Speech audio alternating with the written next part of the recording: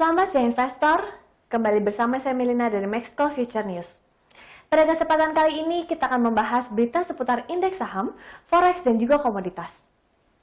Bursa saham Amerika Serikat berakhir bervariasi pada akhir perdagangan seni waktu setempat atau Selasa dini waktu Indonesia Barat. Wall Street menutup Agustus terbaiknya dalam lebih dari 30 tahun meski tengah terjadi pandemi COVID-19.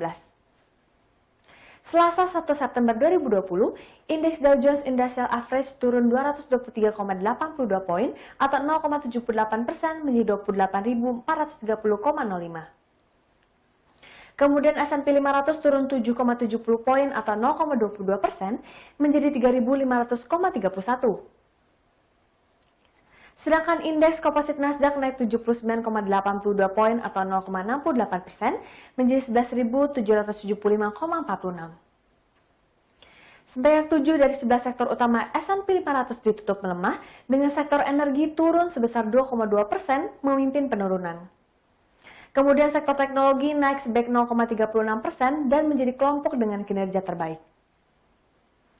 Dari sisi data, Biro Analisis Ekonomi Amerika Serikat melaporkan pengeluaran konsumsi pribadi Amerika Serikat naik sebesar 1,9% pada bulan Juli dan pendapatan pribadi meningkat 0,4%.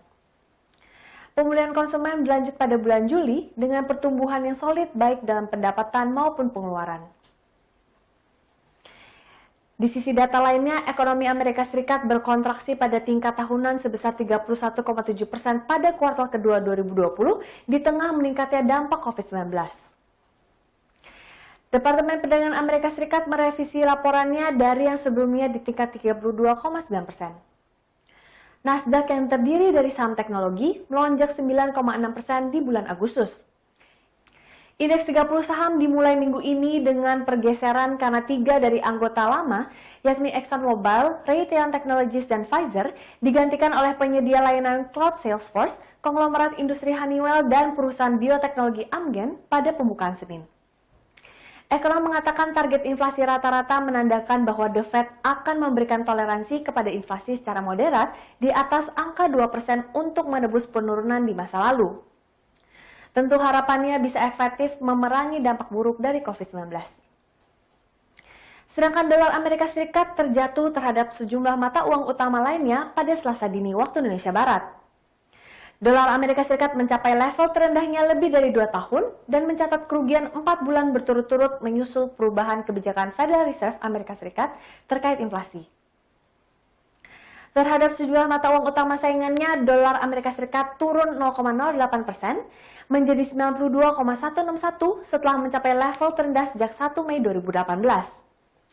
Dolar turun sekitar 1,5% untuk bulan tersebut, menandai Agustus terburuk dalam 5 tahun dan periode kerugian bulanan terpanjang sejak musim panas tahun 2017. Pernyataan Ketua The Fed Jerome Powell menguraikan perubahan akomodatif yang diyakini dapat mengakibatkan inflasi bergerak sedikit lebih tinggi dan suku bunga tetap lebih rendah dalam jangka waktu yang lebih lama. Pernyataan Powell minggu lalu memperkuat tren penurunan dolar. Stimulus dari The Fed untuk mengimbangi dampak ekonomi dari pandemi virus corona telah mendorong aset-aset beresiko lebih tinggi dan merugikan safe haven dolar.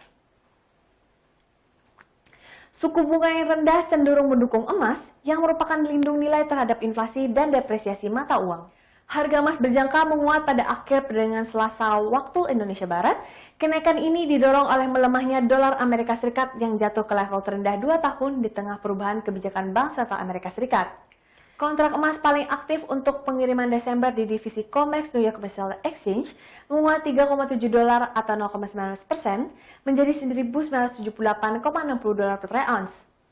Akhir pekan lalu logam mulia ini meroket 42,3 dolar atau 2,19% menjadi 1.974,90 dolar per troy ounce. Setelah sebelumnya sempat mengalami penurunan dalam 3 hari perdagangan berturut-turut.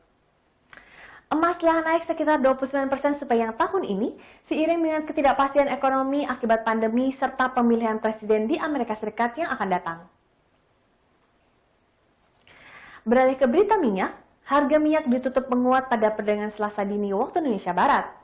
Minyak Brent yang menjadi patokan harga dunia membukukan kenaikan bulanan kelima berturut-turut. Pendorong kenaikan harga minyak ini karena stimulus fiskal dan moneter yang dikeluarkan oleh banyak negara yang diharapkan dapat mendorong pertumbuhan ekonomi. harga minyak terus berjuang menuju ke level sebelum adanya pandemi COVID-19 terjadi.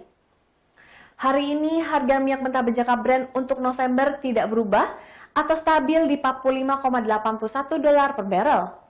Sementara minyak mentah West Texas Intermediate Amerika Serikat berada di 43,05 dolar per barrel, naik sebesar 8 sen. Harga minyak West Texas Intermediate berada di jalur untuk kenaikan bulanan keempat, mencapai 43,78 dolar per barrel pada 26 Agustus ketika badai Lara melanda. Pasar minyak sebagian besar mengabaikan dampak badai besar yang terjadi di Teluk Amerika Serikat pada hari Jumat lalu karena perusahaan energi melanjutkan upaya untuk memulihkan operasi di anjungan lepas pantai di Teluk Amerika Serikat. Dolar Amerika Serikat yang lemah juga telah mendukung harga minyak meskipun permintaan bahan bakar belum bisa pulih di tengah pandemi virus corona dan pasokan tetap berlebihan. Sekian berita seputar indeks saham, forex, dan komoditas untuk hari ini.